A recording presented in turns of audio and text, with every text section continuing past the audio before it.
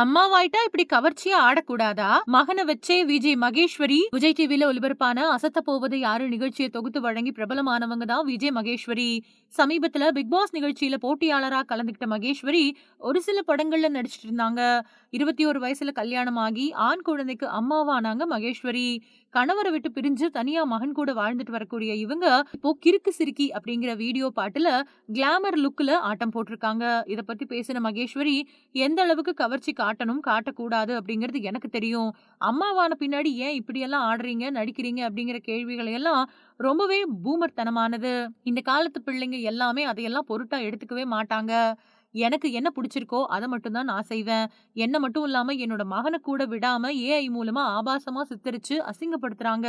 அதனால சைபர் கிரைம்ல எல்லாம் புகார் குடுத்திருக்கேன். சமூக வலைதளங்கள் வர்றதுக்கு முன்னாடி வரைக்கும் என்னையெல்லாம் பொது வெளியில பார்த்தா அந்த அளவுக்கு மரியாதை குடுப்பாங்க. இப்ப சோசியல் மீடியா புல்லிங் தான் அதிக அளவு இருக்குது. சோசியல் மீடியா மூலமா தான் ரசிகர்கள் கனெக்ட் பண்ண முடியுது.